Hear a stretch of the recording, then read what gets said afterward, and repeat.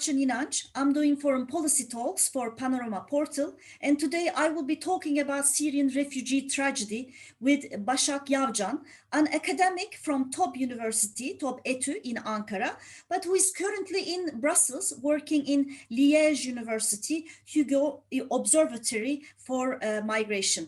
Başak, thank you for being with me. Now, in 2011, April 29, 252 refugees crossed Turkey's border, fleeing what was the beginning of a devastating war in their country. 10 years afterwards, Turkey is hosting 3.5 million Syrian refugees, and that sort of makes up 4.5% of Turkey's population. I know NGOs do not like us to talk about in numbers when it comes to refugee problems. I do understand that, but that gives us the magnitude of this tragedy. Since 2011, 650,000 Syrian babies were born in Turkey, and by comparison, today Germany, who is who is accepted to be one of the most generous ones, hosts only 550,000 Syrian refugees. Now, Başak, I would like you to tell us how Europe's refugee stance evolved in this last 10 years. Currently, Denmark has announced it will aim for zero refugee policy and stopped prolonging residence permits of Syrian refugees, asking them to go back to Damascus, arguing now it's safe. What does this tell us? Is it another brick in what we call Fortress Europe? Cooperation in the area of migration has been a very challenging area for European Union from the beginning. And unfortunately, because even though in many areas such as movement of capital, movement of services, goods, the EU cooperation meant more liberal policies. In the area of migration, it has been largely quite the contrary. Take Schengen or take refugee cooperation, what we are seeing is a cooperation on enforcing stricter measures, cooperation on having stricter standards for determining who's a refugee, for determining who gets to access EU territory as a tourist even. So we see this reflected on, of course, the Syrian refugee crisis, as it's called in European Union since 2015. But as you and I know very well, and many in our audience as well, this has been an issue going on since 2011 for Turkey. And the Syrian refugee crisis showed that the current regulations such as Dublin were not working because refugees simply crossed across Europe, and there was need to set up alternatives. So there you had hotspots, a hotspot approach in the borders of European Union, but also a very heavy policy of externalization, which has been going on, but which has even more expanded now in order to create these buffer zones in the outside, right outside European Union. And the compacts with Jordan, Lebanon, and EU-Turkey deal can be seen as manifestations of this externalization policy, where the goal is to keep the refugees, irregular migrants in general, let's put it this way, in the areas that they are right outside of European Union. I guess one of the problems is that Europe has problems of integration when it comes to refugees. A Swedish diplomat had told me that, in Sweden, we cannot tolerate refugees, staying in the parks. We have to give them the best of circumstances. But I have a problem with this stance because maybe some Syrian refugees, instead of dealing with the starvation or war, they might accept conditions that are better than ideals. You're absolutely right. There are many dualities also in relation to this Fortress Europe approach. Just as in the case of migrants, many of the European Union member states are very liberal states with generous policies for existing migrants or asylum seekers or refugees.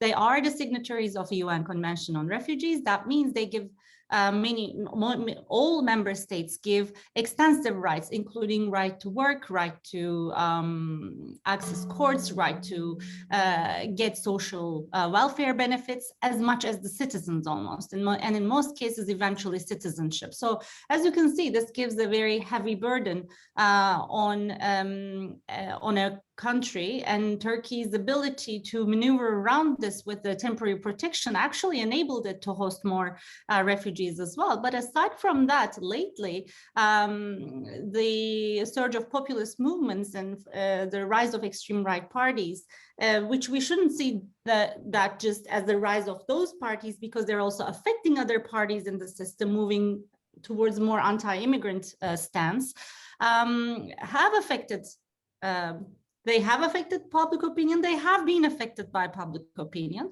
And when now you see a diversity across Europe very clearly, there are countries who are more tolerant, more welcoming, and there are countries who are less welcoming in that regard. So for instance, these even within the EU, you can see cooperation is very difficult, let alone towards outside the third countries. For instance, when the refugees arrived in the 2015 across the Aegean, there was big disagreement as to who hosts how many of these refugees, right? How to distribute them across, how to allocate them across Europe, which is still currently a debate, which is the basis of current debates actually on the new pact on asylum within the EU. So even the formation of the Visegrad group was not a coincidence. It was as a response to EU's demands from the Central and Eastern European member states to host more refugees, to resettle more refugees, and they did not want to do so. So we should really take the divisions within the EU also into cooperation, but also the duality with regards to policy towards existing migrants and refugees within or asylees within the EU territory, as opposed to those that are outside, towards which the EU does really look like a fortress. Right. So this brings us to the externalization of the problem, to the outsourcing of the problem. Mm-hmm. And there, let's talk about the Turkish EU refugee deal, which is now on its 5th year. There was no expiration date, but the 6 billion that has been provided by the EU has been earmarked for certain projects, although the Turkish NGOs are complaining that this money does not go directly to the pockets of the refugees. Most of the time they are used by European Union NGOs, which means that sometimes at the end of the day only a small part goes for on direct operations that directly touches the refugees. But other than that, Turkey also complains that while it has delivered on its promise of stopping refugee flow, and I haven't heard any European official saying otherwise, Turkey says the EU has not delivered on its part of the promise.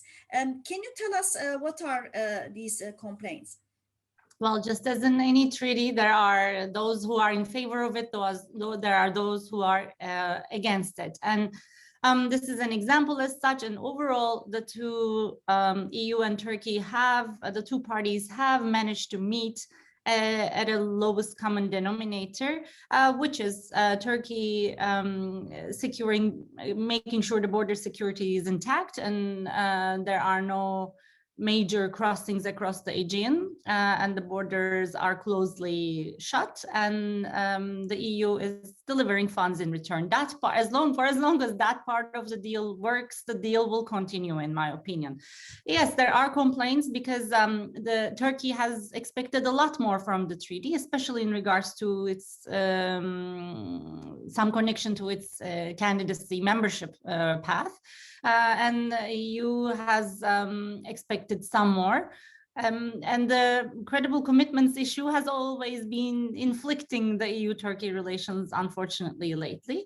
But if you ask me, I was more afraid that seeing EU externalization policy, I was more afraid that this deal would be just for securing the borders. And I'm happy to see that it's actually now covering a lot of integration areas with regards to Syrian refugees in Turkey. It involves a lot of support for education, support for healthcare, and employment. There are parts of it that don't work as expected. And as you have also stated, there are some international NGOs are taking a big share of the funds, and they outsource it to other NGOs that are in the field, and in transfer, basically a lot of overhead costs are covered with these funds, as opposed to the funds going directly to the refugees' pockets. And some investments, such as there is a heavy investment on employability, but we see very limited results of this in terms of integration into the formal labor market. So there are limitations, but overall the deal is working, and we therefore expect the deal to work more. And even the small hurdle at the beginning of last year in February has been overcome when Turkey opened its borders, with EU quickly reinstating its belief and enthusiasm for prolongation of the treaty, of the deal, and sticking to the deal. Right. And actually, I think one of the expectation of Turkey is that the issue should not only concentrate on the assistance, but that EU should take more refugees, taken more in numbers, and that has been, I guess, a disappointment on the Turkish part. But since you have talked about it, you know, Turkey has been hosting millions of refugees. Thousands of children have been enrolled in schools. 35,000 Syrians are studying in universities, Turkish universities. So a diplomat had once told me, you know, you can do 100 good things, and you do one mistake, and everything will be remembered by one mistake. So when in February last year, Turkey has sort of threatened to open the borders and send refugees by buses to Europe, that has, you know, created an image of Turkey that is instrumentalizing refugees, that is, you know, threatening Europe. This was a moment when there was a lot of attack on the Turkish forces in Syria. So it could have been the result of an emotion of a frustration, or to distract attention from the fact that the Syrians had killed more than 30 Turkish soldiers with the consent of the Russians, most probably. Having said that, this seems to have put a lasting mark in Europe, which I a little bit find it a bit unjust, honestly. What would you say on that? First of all, I don't think that it created a lasting mark, in my opinion, from what I can observe from the policymakers within the EU on this area. But and I also think that I agree with you in that it was not a surprise to many within the EU, because this issue has been raised by President Erdogan many times preceding the opening of the borders for several months, because the main goal, the main demand of the Turkish side was more cooperation and more support from the EU, also in the Turkish controlled zones, and in the light of the instabilities in Syria. So the EU was not really cooperating with that, because it had already externalized the issue, and it could you could take those developments ever so lightly, because it wasn't directly affected by them in the form of refugees. So I don't think it was unexpected. It was just another nail on credible commitments, but these issues have been inflicting both sides anyhow. And I think that by reinstating their trust in the treaty, the sides came to a very quick conclusion to that event. Başak Yavçan, Turkish authorities are claiming that Greece have been illegally pushing back refugees in inhumane conditions. I'm wondering whether authorities in Europe is aware of that, at least on the civil society level, because the Turkish side is saying that this is not being accepted by Europe, and there is a sentiment that Europe is turning its back, honestly, to these illegal pushbacks. What's been going on at the borders of the EU has been in the radar of many NGOs within the EU, and not just with regards to the Greek-Turkish border, but also with regards to Italy, Spain, and there are several NGOs, some that monitor the situation by flying over, like Pilot Volontaire, or some like Human Rights Watch, trying to get to the cases. Many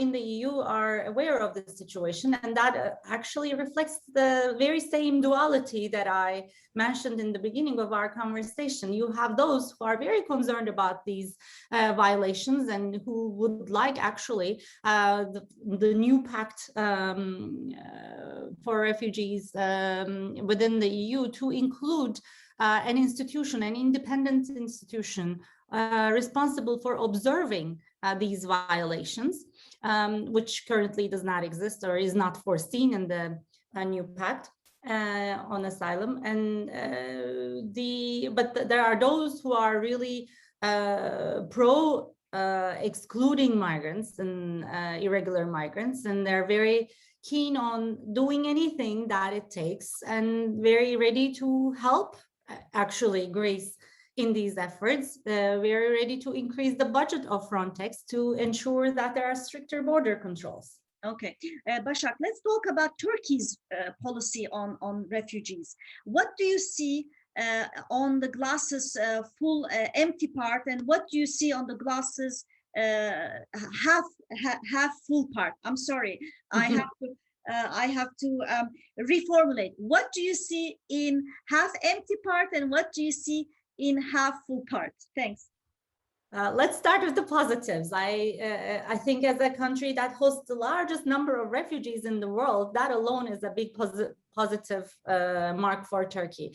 But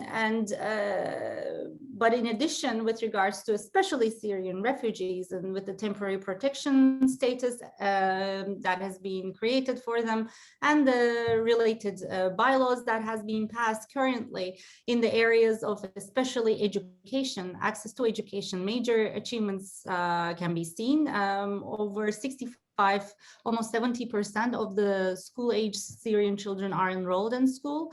There are major efforts like conditional cash transfers to families in return for keeping their kids in school, free transportation to schools, especially also investments on schools and teachers, trainings.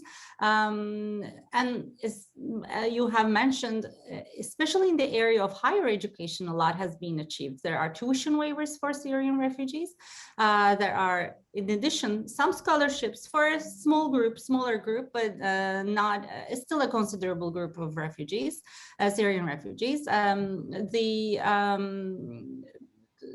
For instance, degree equivalency is a big problem, and every year since 2015, Turkey is doing widespread testing for high school completion across the Syrian refugee community. So in case they cannot establish their graduation, they can take the test, and that would attest to their degree in order to move forward. In the area of healthcare, also the COVID pandemic has showed us that what has been done and all the investments on migrant health clinics, as well as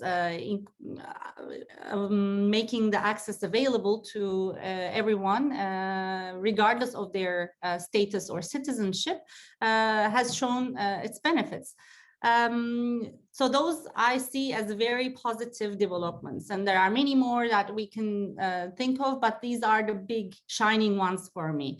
But with regards to, there are two issues that we shouldn't take for granted. One is the issue of social cohesion, and Turkey has been doing really well, but we should still remember that this population all of a sudden has faced another population, another country's population, and despite some similarities, there are also differences culturally, in terms of lifestyle, and just people's fairness perceptions are important. People's information is important here, and we should not take it for granted. And lately we've been seeing some tensions between the communities, and we should be very wary of this. Part of this relates to a lot of misinformation that is being going on, and a lot of urban myths about Syrian refugees, etc. We have to be very careful about those, because these two communities will be living together for a very long time. And I think especially local administrations are doing a lot of work in this area, so that work should be supported. The other area that I see also linked to this actually, and further exacerbated by COVID, unfortunately, is the issue of employment, and especially integration to the formal labor market. Turkey, preceding to the Syrian civil war, Turkey did have an informal labor market, which actually made it very easy for Syrian refugees to somehow get integrated and start earning their own money, which was good in the beginning, but this precarity comes with its own costs, and we are seeing them now with the COVID pandemic. While the host community, the Turkish community's loss of income was reported by 50% of the households, this was over 80% for Syrian refugees. So that to a large extent stems from informality. There are currently, as reported yesterday, slightly over 50,000 work permits being held by Syrian refugees. But we are estimating about 1 million Syrian refugees to be working. So where are they working? Mostly informally. And that creates tensions too, because that pushes wages down for those jobs. And then that upsets the host community as well. And it's precarity for them. You know, you don't know, they cannot see the future with such informality. Right. I mean, Başak, you put education in the half full part, but actually Turkish parents are all complaining about the fact that the quality of education is going down. So yes, a lot of numbers in schools, but to what degree they're getting good education, which will in turn affect the employment issue, obviously. Now we've got only 3 minutes left. Tell me some policy options. What could be better policy options? Give me just two proposals. As I said, employment is a big issue which has major implications on social cohesion as well, and finding sustainable solutions for solving this problem is important. And going back to the cooperation with the EU, actually, we can see some examples from their foreign policy, from the EU foreign policy. For instance, with Jordan, they created special economic zones where Jordanian and Syrian investors invested, and Jordanians and Syrians worked. And the outcome, the products were bought by European markets with some customs privileges, basically, tariff privileges. So the same can go on for Turkey. It could be via for the semi-processed agricultural goods or agricultural goods, because we're benefiting from a customs union with the EU for industrial goods. Another area is actually as I said, the integration, social cohesion, and other areas, of course, local administrations play a very large role in this. And I believe that future cooperation with the EU should take them as a really important actor and should cooperate with these municipalities that are taking the lead in integration efforts in many instances, and they should be supported. Başak Yavçan, thank you very much for answering my questions. Actually, unfortunately, there is no light at the end of the tunnel in Syria. I am not convinced that Bashar al-Assad would be willing to get to take back 6 million Syrians back to the country, because that would mean employment, that would mean a lot of burden as well. So I guess he must be totally happy having, and votes against him also. exactly. Russia, Iran, they are part of the problem. They do not care at all about the refugees, whereas European Union and Turkey sometimes they sort of don't appreciate each other as well. Turkey from time to time criticizes European Union, but at least it has a partner that is trying to work with Turkey. So I'm hoping that at least the two will find a better working relationship. Again, thank you very much. I am Barçın Yinanç, and stay tuned for another episode of Foreign Policy with Barçın Yinanç. Goodbye.